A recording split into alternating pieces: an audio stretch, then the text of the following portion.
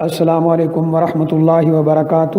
الحمدللہ رب العالمین والعاقبۃ للمتقین والصلاۃ والسلام علی اشرف الانبیاء والمرسلین نبینا و رسولنا و حبیبنا و امامنا محمد وعلی آلہ و اصحابہ اجمعین، اما بعد۔ یہ کسی ہمارے بھائی نے سوال کیا ہے کہ لیلۃ القدر یعنی شب قدر کی اگر کوئی علامات قرآن اور حدیث میں ذکر ہیں تو وہ بتائی جائیں تاکہ اس رات کا ثواب پورے طریقے سے حاصل کیا جا سکے۔ اس سلسلے میں سب سے پہلی بات تو یہ ہے کہ رسول اللہ صلی اللہ علیہ وسلم نے فرمایا لیلۃ القدر کو رمضان المبارک کے آخری عشرے کی طاق راتوں میں تلاش کرو، یعنی 21، 23، 25، 27 اور 29۔ صحیح ترین قول کے مطابق انہی 5 راتوں میں سے کوئی ایک رات لیلۃ القدر ہوتی ہے اور یہ ہر سال بدل کر آتی ہے۔ یہ بات جو مشہور کر دی گئی ہے یا مشہور ہے کہ صرف 27 کو ہی لیلۃ القدر ہوتی ہے، اگرچہ اس پر کچھ اقوال موجود ہیں، لیکن صحیح بات یہ ہے کہ یہ بدل کے آتی ہے۔ اس کی علامات کچھ تو وہ ہیں جو صحیح احادیث کے اندر ذکر کی گئی ہیں، کچھ وہ ہیں جو روایات صحیح درجے کو نہیں پہنچتی ہیں، اور کچھ علامات وہ ہیں جو لوگوں نے ایسے ہی اپنے ہاں مشہور کر رکھی ہیں، ان کا حقیقت سے کوئی تعلق نہیں ہے۔ سب سے پہلے وہ علامات جو صحیح احادیث کے اندر ملتی ہیں، جیسا کہ رسول اللہ صلی اللہ علیہ وسلم نے فرمایا، یہ مسلم شریف کے اندر روایت موجود ہے کہ لیلۃ القدر کی رات، اس کی علامت یہ ہے کہ اگلے دن یعنی رات ختم ہونے کے بعد سورج جب طلوع ہوگا تو یہ سورج بغیر شعاؤں کے طلوع ہوگا۔ یہ بالکل صحیح ترین علامت صحیح مسلم کے اندر موجود ہے۔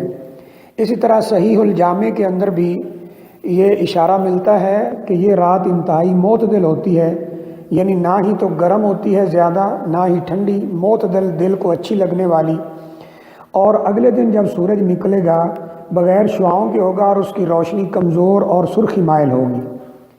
اس طرح مسند احمد کے اندر ایک روایت موجود ہے جس کی سند پر علماء نے کلام کیا ہے کہ یہ صحیح ثابت نہیں ہے۔ اس میں یہ نشانی ذکر کی گئی ہے کہ اس دن کوئی شہابیہ نہیں ٹوٹتا، یعنی یہ جو ستارہ ٹوٹنا عام لوگ کہتے ہیں یہ نہیں ہوتا۔ بہرحال اس کی سند کے اوپر کلام کیا گیا ہے۔ اسی طرح وہ روایات جن کے اوپر علماء نے یعنی سخت کلام کیا ہے، ان میں بعض علامات ذکر کی گئی ہیں، لہذا ان کے ذکر کرنے کا یہاں کوئی فائدہ نہیں ہے۔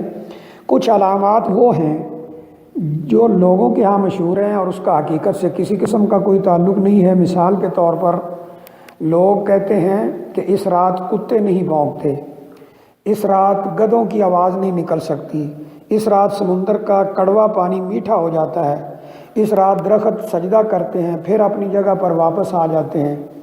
اسی طرح یہ مشہور ہے کہ تمام مقامات روشن ہو جاتے ہیں۔ اسی طرح یہ مشہور ہے کہ اس رات میں کوئی جرم نہیں ہوتا ہے۔ اس طرح کی کئی چیزیں لوگوں کے ہاں مشہور ہوئی ہیں، لیکن ان کا حقیقت کے ساتھ کوئی تعلق نہیں ہے۔ اس لیے اللہ تعالیٰ نے قرآن مجید میں فرمایا ہے، یا ایھا الذین آمنوا ان جاءکم فاسق بنبأ فتبینوا۔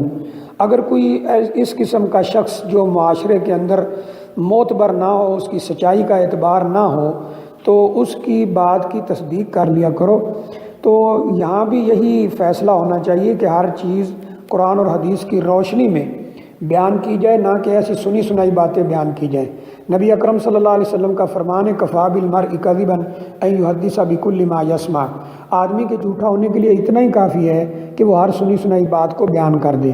تو بہرحال یہ کہ سورج بغیر شعاؤں کے نکلے گا، یہ بالکل صحیح ترین علامت ہے۔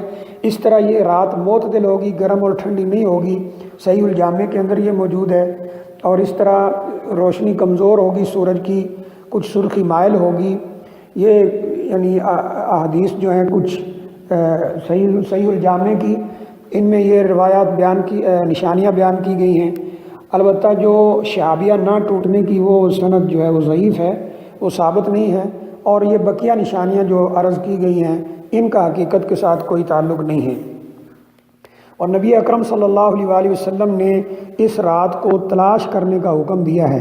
اس کا سادہ سا طریقہ یہ ہے، جیسا کہ رسول اللہ صلی اللہ علیہ وسلم کے بارے میں آتا ہے، جب رمضان مبارک کا آخری عشرہ شروع ہوتا تھا تو آپ کے بارے میں آتا ہے کہ احیا لیلہ، آپ ساری رات جاگ کے عبادت کرتے تھے، یعنی 10 کی 10 راتیں، اور وہ ایقظا اہلہ، اپنی گھر والیوں کو، امہات المومنین کو بھی جگاتے تھے عبادت کے لیے، وشدہ میزرہ، اور پہلے سے زیادہ اپنی کمر عبادت پہ کس لیتے تھے، یعنی پہلے سے زیادہ عبادت کی تیاری کرتے تھے اور عبادت کا اہتمام کرتے تھے۔